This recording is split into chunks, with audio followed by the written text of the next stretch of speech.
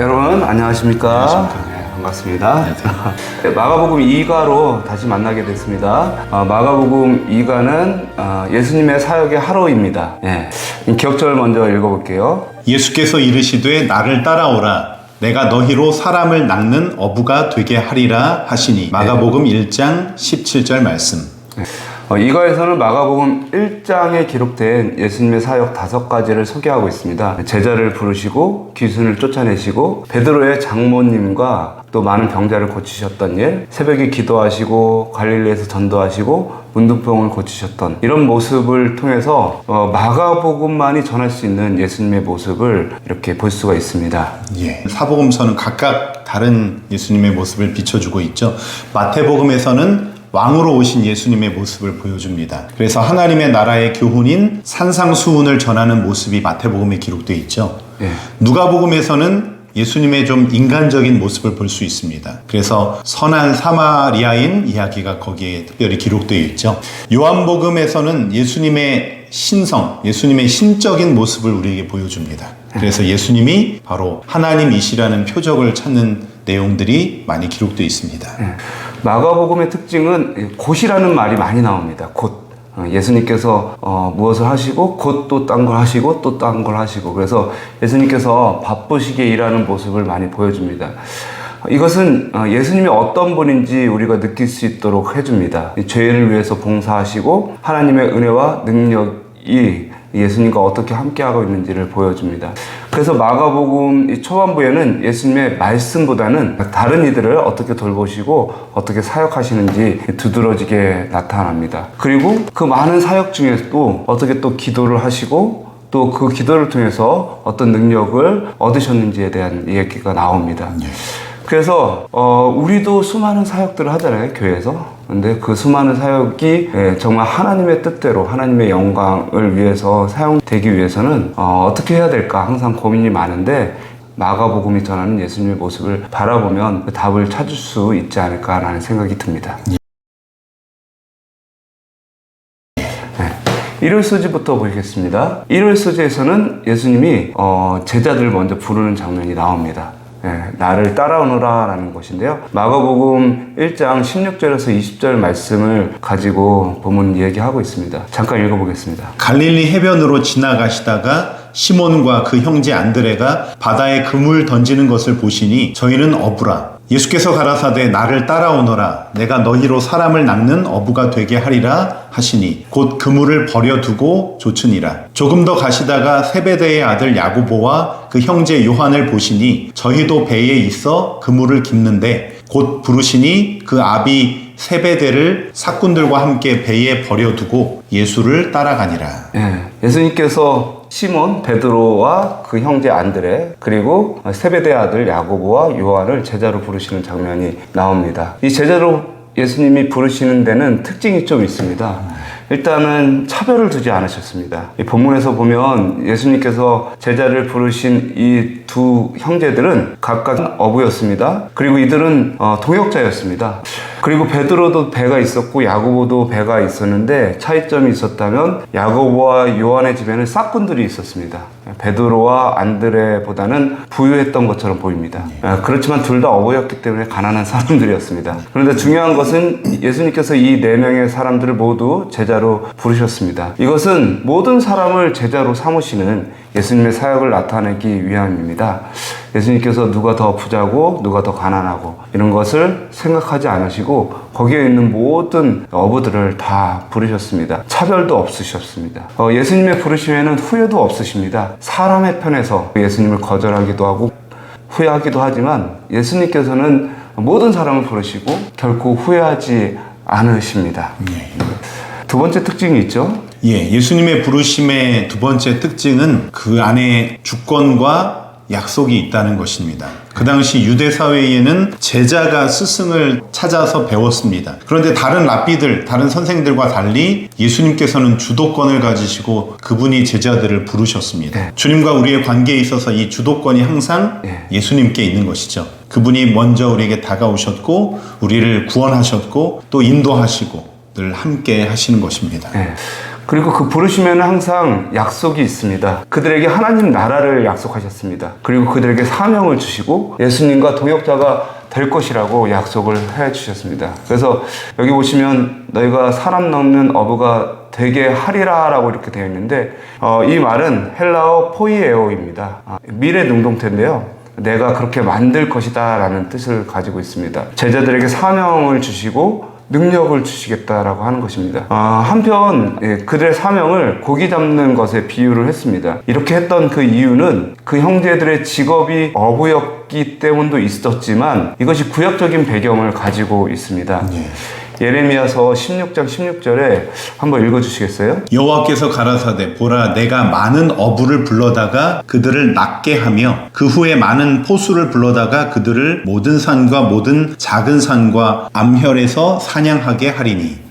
구약에서 이 어부는 유다인들을 잡아가는 바벨론입니다. 그의 대적들인데요. 하나님께서 이스라엘을 심판하실 때 그것을 비유로 설명을 하신 것입니다.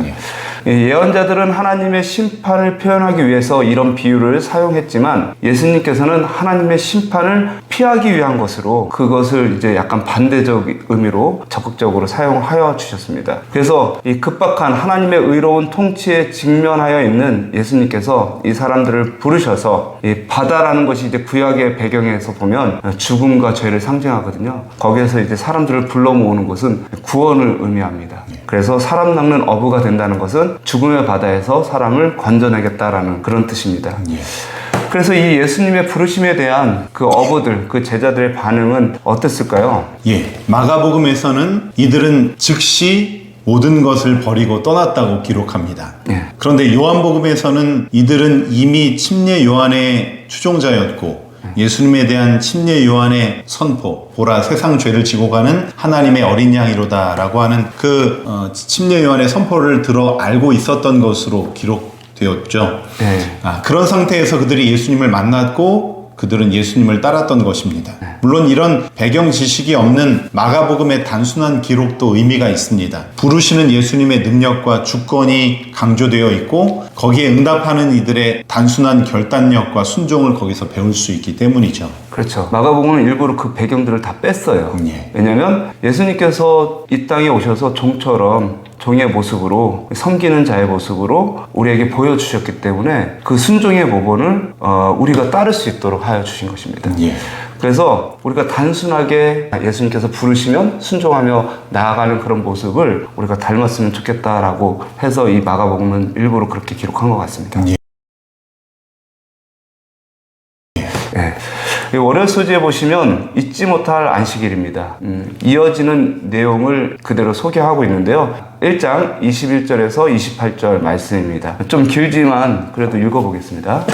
저희가 가버나움에 들어가니라 예수께서 곧 안식일에 회당에 들어가 가르치심에 뭇사람이 그의 교훈에 놀라니 이는 그 가르치시는 것이 권세 있는 자와 같고 서기관들과 같이 아니함일러라. 마침 저희 회당에 더러운 귀신 들린 사람이 있어 소리질러 가로되 나사렛 예수여 우리가 당신과 무슨 상관이 있나이까? 우리를 멸하러 왔나이까? 나는 당신이 누구인 줄 아노니 하나님의 거룩한 자니이다. 예수께서 꾸짖어 가라사대 잠잠하고 그 사람에게서 나오라 하시니 더러운 귀신이 그 사람으로 경련을 일으키게 하고 큰 소리를 지르며 나오는지라. 다 놀라 서로 물어 가로되 이는 어찌미뇨 권세 있는 새 교훈이로다. 더러운 귀신들을 명한즉 순종하는도다 하더라. 예수의 소문이 곧 온 갈릴리 사방에 퍼지더라. 잊지 못할 안식일인데요. 만약에 교회 안식일 날 귀신 들린 사람이 왔는데 목사님이 기도를 했더니 귀신 들린 사람이 나가고 그러면 이제 교인들이 그걸 보고 매우 인상 깊을 것 같습니다. 그렇습니다. 평생 기억에 남는 일이죠. 그걸 이제 계속해서 저 목사님이 기도했는데 귀신 나갔다라고 이야기하고 정말 귀신이 나가는구나 라는 것들을 이제 많은 사람들이 기억을 할 건데요. 본문에서 이 예수님께서 안식일에 회당에서 설교를 하셨는데 귀신이 와서 귀신을 쫓아내는 사건을 기록합니다. 근데 이 본문에서 강조하고 있는 핵심 단어는 권세입니다.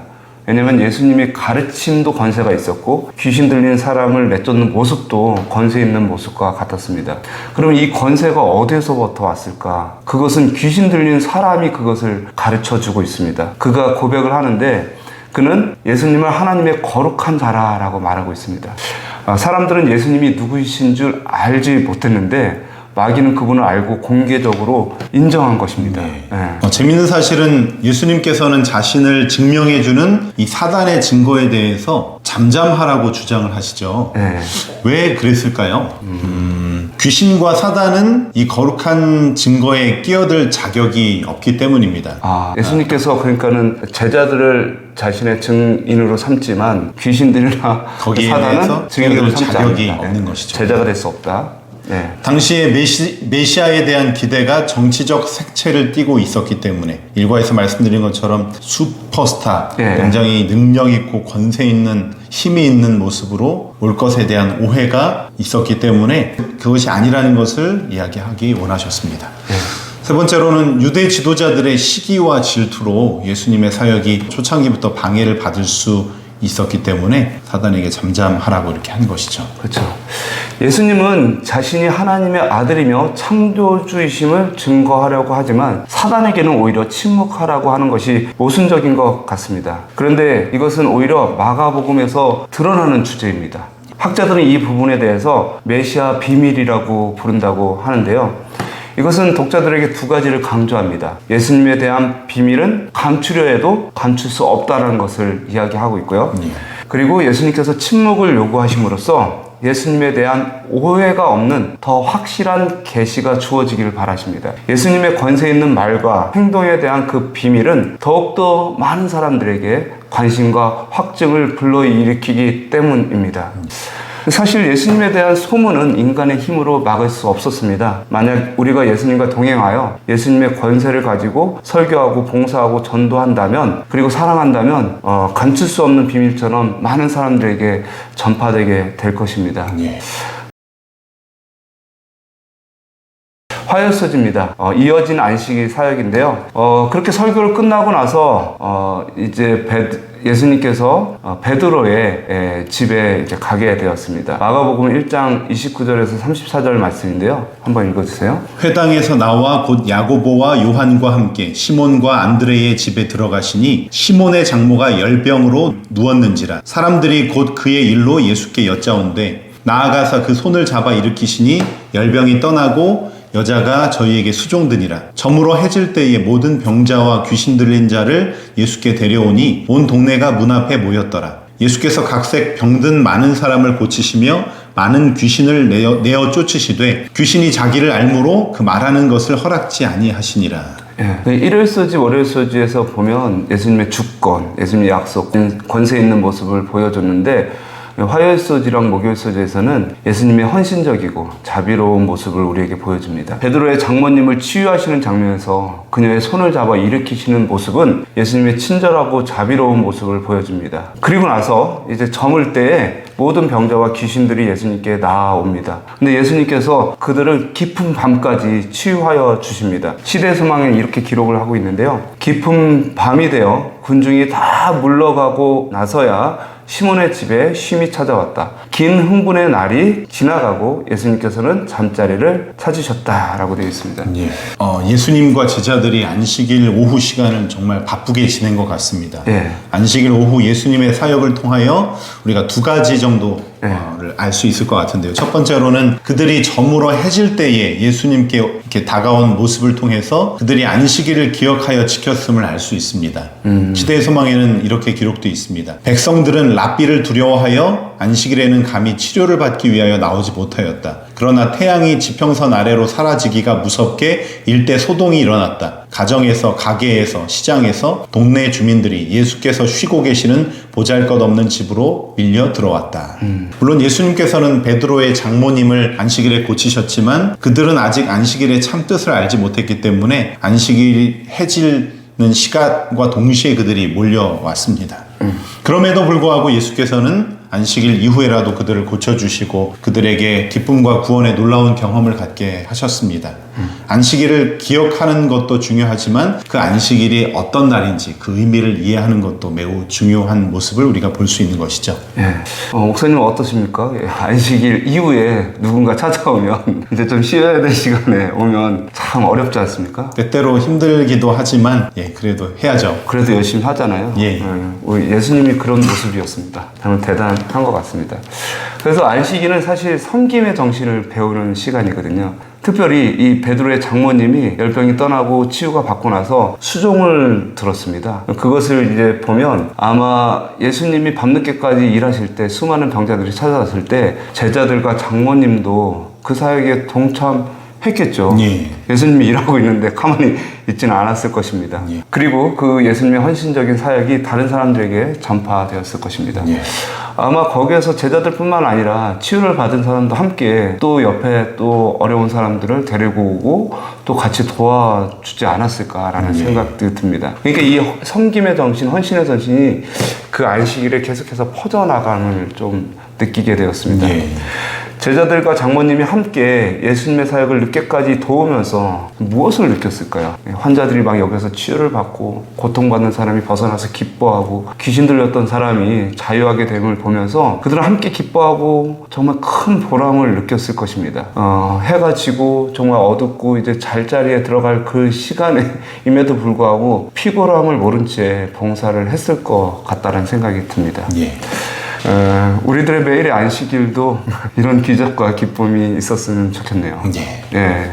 안식일 끝날 때까지 기다리고, 안식일 끝났다, 막 이렇게 해방됐다는 그런 기쁨이 아니라, 정말 매일매일 이 안식일에 그리스도께서 섬기듯이 섬김으로 보람을 느끼고, 또한 그 날이 육체적으로 너무 지쳐서 피곤해질 때까지 하지만 마음은 기뻤으면 좋겠습니다. 예.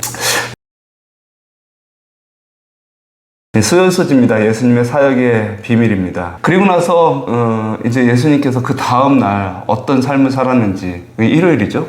그것을 이제 보여주는데 마가복음 1장 35절에서 39절입니다. 새벽 오히려 미명에 예수께서 일어나 나가 한적한 곳으로 가사 거기서 기도하시더니 시몬과 및 그와 함께 있는 자들이 예수의 뒤를 따라가 만나서 가로되 모든 사람이 주를 찾나이다. 이르시되 우리가 다른 가까운 마을들로 가자. 거기서도 전도하리니 내가 이를 위하여 왔노라 하시고 이에 온 갈릴리에 다니시며 저희 여러 회당에서 전도하시고 또 귀신들을 내어 쫓으시더라.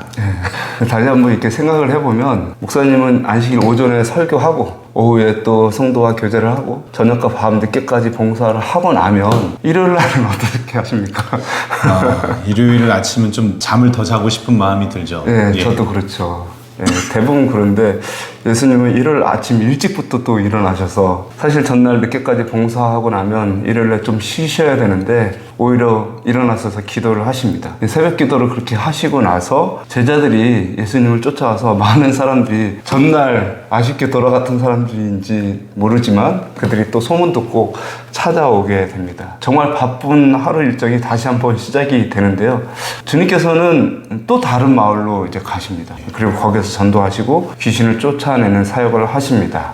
참 대단하십니다. 예. 예수님께서는 어떻게 이렇게 지치지도 않는 체력을 가지고 활동을 하셨을까요? 마가복음은 그 비결을 바로 기도라고 말하고 있는 것 같습니다. 예수님의 어떤 행동을 표현하는 일이나 그분이 가셨다라는 동사는 헬라어로 부정과거 시제로 사용되었는데요. 완료되었다는 것입니다. 하지만 기도하다라고 하는 동사는 미완료 시제로 계속 진행 중인 과정으로 표현되어 있습니다. 예수님께서 기도하고 계셨고 계속해서 기도하셨다는 것을 강조한 것이죠. 누가는 예수님의 기도 생활에 대해서 이렇게 기록합니다. 누가복음 6장 12절입니다. 이때에 예수께서 기도하시러 산으로 가사 밤이 맞도록 하나님께 기도하시고 예수님은 기도를 하나의 어떤 행사로서 하시지 않은 것, 기도회를 따로 하거나 기도주의를 열거나 뭐 그것도 중요하지만 예수님은 삶이 그냥 기도이셨던 것으로 보입니다. 호흡하듯이 한 것이죠. 기도가 늘 필요했고 또 기도를 의지하시고 기도의 시간을 갈망하신 그런 모습을 우리에게 보여주고 있습니다. 그래야만 그 하나님의 사역을 감당하시고 행하실 수 있기 때문입니다. 교과는 이렇게 이야기하고 있습니다. 구주께서 신적 능력을 소유하셨음에도 불구하고 기도의 필요를 느꼈다면 연약하고 죽을 수밖에 없는 죄인인 우리는 얼마나 더 열렬하고 끊임없는 기도의 필요를 절실히 느껴야 할 것인가. 그분은 금식하셨고 하나님께 자신을 의탁하며 열렬한 기도와 아버지의 뜻에 온전히 굴복함으로써 승리자가 되셨다. 마지막 시대에 진리를 믿노라고 하는 사람들은 그리스도인이라 하는 어떤 다른 사람들보다 기도의 위대한 모본을 따라야 한다. 교회정은 이건 202페이지입니다. 마가는 우리에게 이 예수님의 삶의 모습을 어떻게 그리스도인이 살아야 되는지를 모본으로 보여주고 또 알게끔 하는 것 같습니다. 기도하며 섬기고 복음을 전하는 모든 일, 그리고 하나님의 권세를 가지고 어떻게 당당하게 살아야 되는지, 이런 모든 모습들을 예수님의 모습을 통해서 보여주고 있습니다. 우리도 그런 모습을 본받았으면 좋겠습니다. 목요서지입니다. 아무에게도 말하지 말고. 이제 마가복음 1장의 40절부터 45절 말씀을 읽어주시겠습니다. 한 문둥병자가 예수께 와서 꿇어 엎드려 간구하여 가로되 원하시면 저를 깨끗게 하실 수 있나이다. 예수께서 민망히 여기사 손을 내밀어 저에게 대시며 가라사대 내가 원하노니 깨끗함을 받으라 하신대 곧 문둥병이 그 사람에게서 떠나고 깨끗하여진지라. 엄히 경계하사 곧 보내시며 가라사대 삼가 아무에게 아무 말도 하지 말고 가서 내 몸을 제사장에게 보이고 내 깨끗게 됨을 인하여 모세에 명한 것을 드려 저희에게 증거하라 하셨더니 그러나 그 사람이 나가서 이 일을 많이 전파하여 널리 퍼지게 하니 그러므로 예수께서 다시는 드러나게 동네에 들어가지 못하시고 오직 바깥 한적한 곳에 계셨으나 사방에서 그에게로 나아오더라. 아까도 말씀드렸지만 목요서주에서는 하나님의 자비, 예수님의 자비의 모습을 볼 수 있는데요. 두 가지를 살펴볼 수 있습니다. 문둥병은 부정한 병이었기 때문에 접촉하지 말아야 했습니다. 그러나 주님께서는 그에게 손을 대시며 치유하여 주셨습니다. 그 문둥병자가 삶을 부정당했거든요. 왜냐하면 많은 사람들이 그를 거부했고 그와 함께 있지 않았고 그가 하나님의 저주를 받은 사람이라고 여겨왔기 때문에 그 병자 스스로도 그렇게 생각을 해왔습니다. 그런데 그에게 손을 대었다고 하는 것은 그를 인정한 것이고 그의 존재 자체를 소중하게 생각해 준 것이었기 때문에 큰 위로와 힘을 얻게 되었습니다. 주님은 이 문둥병자와 같은 저희의 삶도 언제나 인정하시며 먼저 다가오십니다. 우리는 주님의 은혜로 깨끗함을 받고 새로운 삶을 살고 있음을 항상 감사하였으면 좋겠습니다.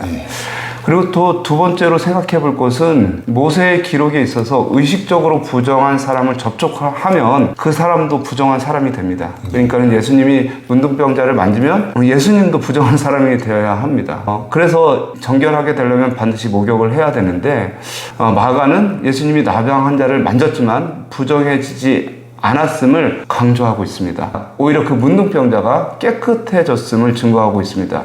이것은 어떤 초월적인 사랑이 아니고서는 불가능한 일임을 우리에게 보여주고 있는 것입니다. 예수님은 그분의 사랑을 단지 입으로서만이 아니라 행동으로 보여주시고 인간들 안에 있는 두려움과 그릇된 관념을 깨어버렸습니다. 실로 그분의 사랑의 손길은 의식법의 부정이 지닌 힘보다 더 강하고 탁월한 것임을 보여주고 있는 것입니다. 또 다른 경우에서 병자들은 예수님께 손을 대기도 했습니다. 이때도 역시 병이 낫거든요. 어느 편에서 손을 대었든지 신체 접촉으로 인해서 치유의 능력이 구조에게서 나와서 그 능력이 필요로 하는 자에게 전달되었던 것입니다. 이것은 어떤 마술이 아니었습니다. 주님의 손가락이나 옷자락의 능력이 있는 것이 아니라 참 하나님이시며 동시에 참 인간이신 예수 그리스도의 전능하신 의지와 죄인을 불쌍히 여기시는 무한한 사랑의 마음에서 나온 것이었습니다. 이 치유받은 문둥병자에게 예수님께서 두 가지 당부를 하셨죠. 첫 번째로는 소문을 내지 말라는 것이었고 두 번째로는 제사장에게 가서 보이라고 한 것이었습니다. 예수님의 이 당부의 말씀은 예수님의 정말 세심함과 지혜를 엿볼 수 있는 말씀이죠. 만약에 소문이 날 경우 다른 문둥병자들이 사방에서 막 몰려 들 것이라는 소문이 주변에 있는 사람들을 두렵게 하고 혼란에 빠지게 할 수 있었기 때문입니다. 문둥병자가 오면 마을 사람들이 다 무서워하겠죠. 두 번째는 모세의 법, 그 의문의 법의 규약을 무너뜨린다는 비난은 당시에 있어 굉장히 큰 문제였습니다. 그렇기 때문에 그 비난받을 소지를 원천적으로 차단시키셨던 것이죠. 그렇죠. 위험할 수 있죠. 당시 모세의 법을 어긴다는 것은 돌에 맞아 죽을 그런 일이기 때문에 맞습니다. 굉장히 좀 조심해야 될 그런 문제였습니다. 세 번째로 정치적 메시아를 원하는 사람들이 예수님의 사역의 본질을 흐리고 그분의 사업을 또 방해할 가능성이 있었기 때문입니다. 만약에 예수님에게서 치료받았다고 한다면 제사장의 판단에 부정적인 영향에 미칠 수 있었습니다. 예수님을 좋은 눈으로 보지 않는 사람들이 있었기 때문에 제사장과 장로들은 예수님을 죽이려는 마음 그런 마음이 갖고 있기 때문에 이게 무슨 이건 치료받은 게 아니다라고 거짓말로 이렇게 할 수도 있었기 때문에 아무 이야기도 하지 말고 나아가서 이렇게 제사장에게 보이라고 했던 것이죠. 그런데 사람의 일들은 좀 안 퍼질 수가 없죠. 예수님께서 겸손하니까 이거를 전파하지 말라고 한 것으로 착각해서 그렇게 했는데 예수님 결국 그 동네에 들어가지 못하고 다른 한적한 곳으로 가시는 모습이 여기 나타납니다. 그러니까 제사장에게 보이라는 것은 치유받은 문둥병자가 먼저 해야 할 일은 자신이 깨끗게 된 것을 제사장에게 보임으로 깨끗하게 된 것이 공적으로 제사장에게 선포되어야 인정받는 것이기 때문에 그런 일들을 명령하신 것입니다. 그래서 예수께서 이처럼 형식적이나마 정결 선포 권한을 제사장이 가졌다고 인정하신 것은 지금껏 진행되었던 율법 제사의 유효성을 인정하신 것이 되는 것입니다. 그와 더불어 그 제사장으로 하여금 그 문둥병이 율법의 교훈에 따라 치유된 것이 아니라 율법의 완성자이신 예수님의 사랑과 능력에 찬 그 역사로 이루어진 것임을 분명히 인식시키기 위한 것이 되기도 하는 것이죠. 참 지혜롭고 통찰력 있는 예수님의 행동을 우리가 볼 수 있습니다. 때때로 우리 신앙에도 지혜로울 필요가 있죠. 항상 상황 속에서 우리가 어떻게 지혜롭게 복음을 전할 수 있는지를 잘 생각하고 지혜롭게 행동하는 일이 참 필요한 것 같습니다. 의도가 아무리 좋더라도 이제 그것을 받는 사람의 입장에서 한 번 더 생각을 하는 것은 대단히 중요한 일이고 예수님께서도 그렇게 복음을 전하셨던 것 같습니다. 금요일서지입니다. 더 깊은 연구를 위해 시대소망 말씀을 가져왔습니다. 교과에 있는 내용이 아닌 다른 내용을 가져왔는데요. 그리스도께서 사람들 사이에서 하신 개인적인 봉사의 기간은 흑암의 왕국의 세력이 가장 활발하게 활동한 시기였다. 오랫동안 사단은 그의 악한 천사들과 함께 사람들의 육신과 심령을 지배하여 그들에게 죄와 고통을 가져오려고 힘써 왔으며 그런 후에 그는 이 모든 불행의 책임을 하나님께 씌웠다. 예수께서는 사람들에게 하나님의 품성을 드러내셨다. 그분은 사단의 권세를 깨뜨리고 그에게 사로잡힌 자들을 자유하게 하셨다. 하늘에서 오는 새 생명과 사랑과 그리고 권세가 사람들의 마음에 역사하고 있었고 악의 임금은 분기하여 그의 나라의 지상권을 획득하기 위하여 항쟁하려고 하였다. 사단은 자신의 세력들을 소집하여 모든 단계에서 그리스도의 사업에 대항하였다. 의와 죄 사이에 마지막 대쟁투에 있어서도 그러할 것이다. 새로운 생명과 빛과 능력이 하늘에서부터 그리스도의 제자들에게 내려오는 반면에 한 새로운 생명이 밑으로부터 솟아올라 사단의 대리자들에게 활기를 준다. 모든 세상의 요소들이 점점 더 맹렬하게 활동하고 있다. 마가복음은 우리에게 예수님께서 이 대쟁투의 싸움 속에서 종으로서 어떻게 승리하셨는지를 보여줍니다. 우리 신앙에도 여전히 흑암의 왕국의 세력이 활동하지만 그리스도의 사랑과 능력을 힘입어서 기도로서 승리의 삶을 살 수 있을 것입니다. 묵상으로 교과를 마치겠습니다.